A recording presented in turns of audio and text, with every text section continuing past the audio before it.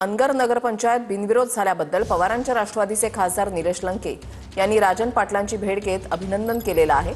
राजन पाटलांच्या निवासस्थानी भेट घेऊन त्यांनी अभिनंदन केलेलं आहे। यापुढे गद्दारांना माफी नाही, सुनील तटकरे यांनी इशारा दिलाय। सोडून गेलेल्या नगराध्यक्ष आणि नगरसेवकांना तटकरेंसह इशारा आहे। मसळा नगरपंचायतच्या नगराध्यक्षांसह 9 नगरसेवकांनी काही दिवसांपूर्वीच शिवसेनेमध्ये प्रवेश केलेला होता।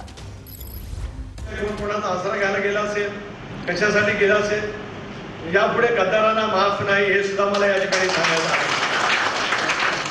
जी काय कायदेशीर कारवाई करायची असेल ती त्या ठिकाणी होईल। कोणी कोणाला वाचवण्यासाठी त्या ठिकाणी येऊ शकत नाही, कारण नीतिबद्ध असावी लागते। विचाराच्या माध्यमातून काम करण्याच्या दृष्टिकोनातून अनेक गोष्टी करण्याची प्रयत्न त्या ठिकाणी करावा लागत असतो।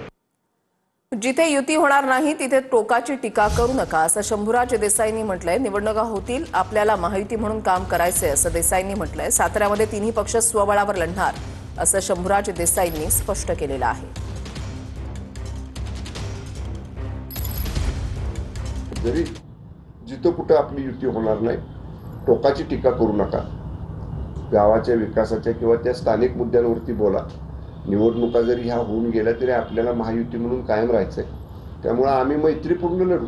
त्यांनी विचारावं ना त्यांना, बाबा बैठकीला ते होते का नाही, अतुल बाबा बैठकीमध्ये काय ठरलं। उलट मी तर माझं कर्तव्य, माझी जबाबदारी पालकमंत्री म्हणून पहिली बैठक घेतली।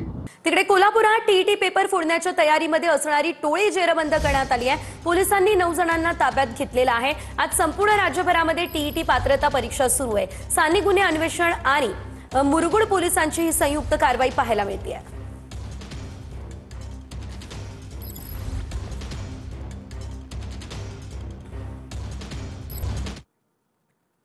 पुढच्या घडामोडीकडे, ज्या वॉर्डात मतं कमी पडतील त्यांनी ठरवून ठेवावं, आपलं काही खरं नाही। कुणीही निगेटिव्ह चर्चा केल्याची कळल्यास त्यांची खैर नाहीये। हसन मुश्रीफ यांनी ग्रामस्थांना हा दम दिलाय।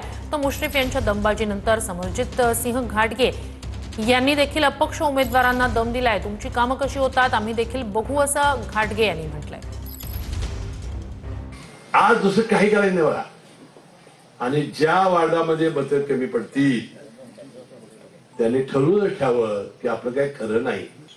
आणि दुसरी तुमच्या जबाबदारी आहे, कोणी आपल्या गटात असेल किंवा राजेसाहेबांच्या गटात असेल, जर निगेटिव्ह बोलत असेल तर त्याचंही नाव आम्हाला तुम्ही सांगितलं पाहिजे। एकदा नेत्यांनी घेतलेला निर्णय हा मनाला पटो अगर न पटो हा मान्य करायचा आणि त्याच्यामध्ये यश मिळवण्यासाठी आपण प्रामाणिकपणाने प्रयत्न करायचे। आता राजेसाहेब आल्यामुळे थोडस माझ्या धमकीला मर्यादा येणार आहेत की दोघं भांडत बसले असतील तर आपलं महत्व राहिलं असतं।